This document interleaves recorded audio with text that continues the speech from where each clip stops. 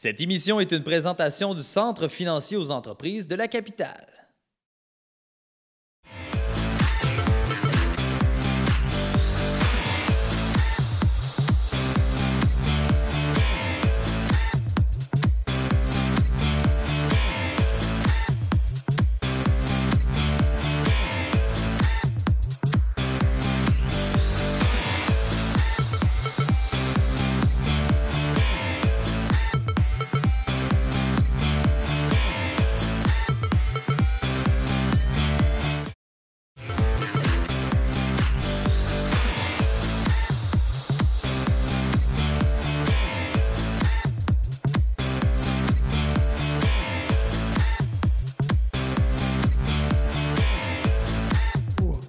Branco, c'est un passionné.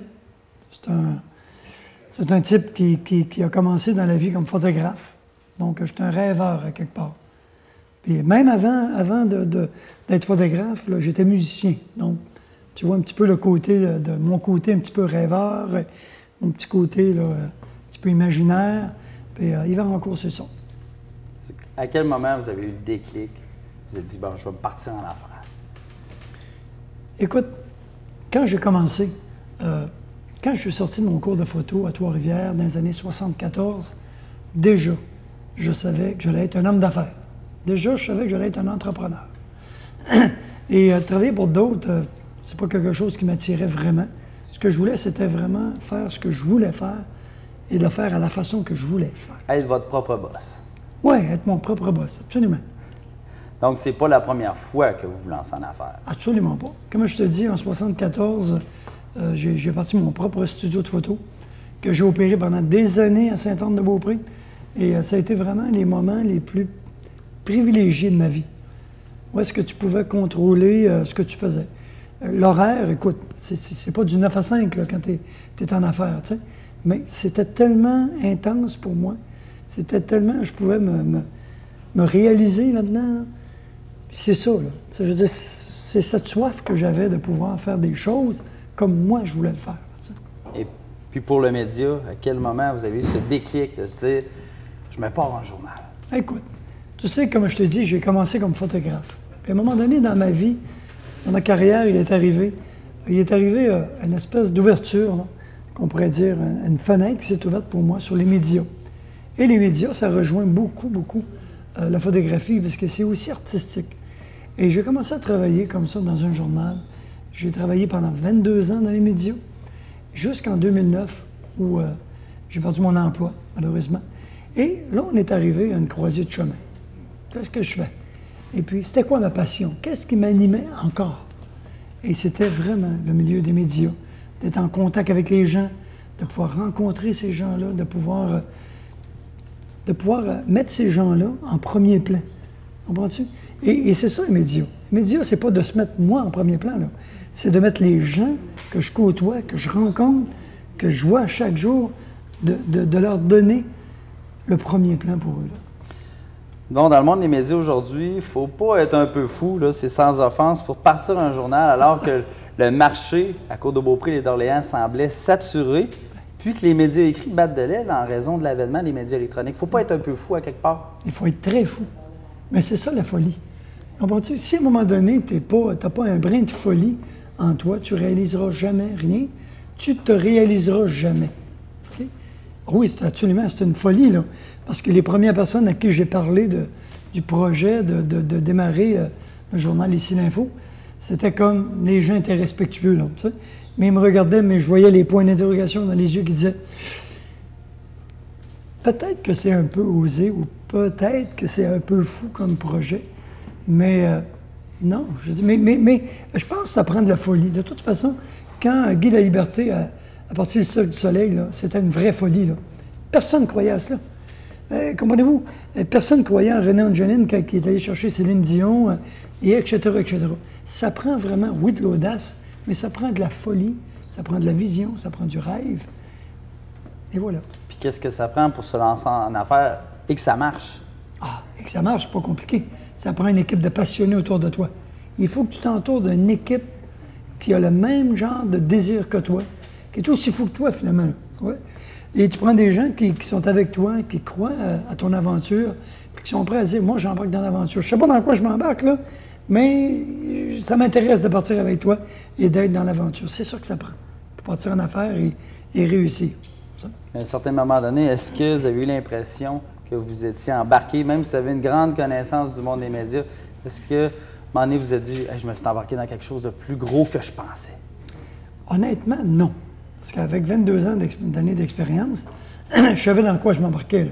Le risque était très calculé et ma réflexion a duré... Mais il y a quand même un risque. Oui, oui. Mais ma réflexion a duré, je te dirais, plus d'un an.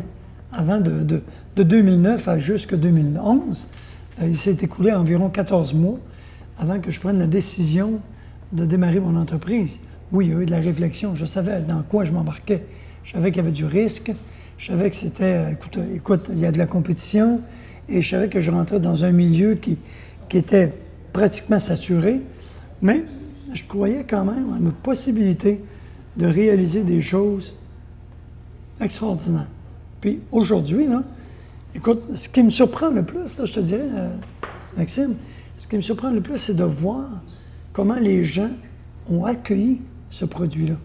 Ça m'a surpris parce que je m'attendais que ça allait être beaucoup plus difficile et beaucoup plus lent. Mais non, après juste 1 an et demi d'opération, même pas 1 an et demi, ça fait à peine 15 mois qu'on est là. Je vois les gens qui sont là, je vois les lecteurs, je me fais parler de gauche à droite des gens qui aiment le média, qui aiment le produit qu'on lui lance. Donc, selon moi, c'est mission accomplie. Là. On est toujours en opération, on est toujours en progression. Là, vous avez dit que vous avez réfléchi à vous lancer en affaires pendant 1 an, sans vouloir vous manquer de respect. Puis ça, je veux que ça soit clair, sans insinuer rien. Bon, vous êtes dans la cinquantaine. Est-ce que le facteur de l'âge a pu influencer votre réflexion de se partir en affaires? Oui, c'est sûr et certain. Quand tu arrives à 58 ans, pour dire mon âge, quand tu arrives à 58 ans et que tu fais la réflexion, tu te dis, c'était peut-être pas vraiment mon plan de carrière. Là, je me dirigeais ou je me préparais peut-être plus vers une retraite. Là. Mais, les circonstances arrivent dans la vie, puis je te dis, il n'y a rien qui arrive pour rien. Mais les premières choses qui sont montées dans mon cœur, les premières choses qui sont venues en dedans de moi, c'était, pourquoi pas se relancer en affaires? Et c'était la première bougie qui s'est allumée. Et c'était même pas dans les médias. Là. Le premier projet était quelque chose qui était vraiment plus fou que ça, là, qui était complètement quelque chose d'autre. Mais non, et je ne regrette pas d'avoir fait ce choix-là. Et puis aujourd'hui, selon moi, même à mon âge, écoute, c'est bien. Et puis, non, je suis très satisfait, je suis très bien là-dedans. Là. Puis à l'heure où on se parle, comment se porte votre entreprise? Vous avez dit que vous étiez surpris de la réception des gens. Un bel accueil. Comment se porte votre entreprise? Toujours en progression, je te dirais. Ça se traduit par ça. Toujours en progression. Depuis la première édition de mai 2011 jusqu'à celle de juillet 2012, je vois une nette progression. Je vois un intérêt marqué.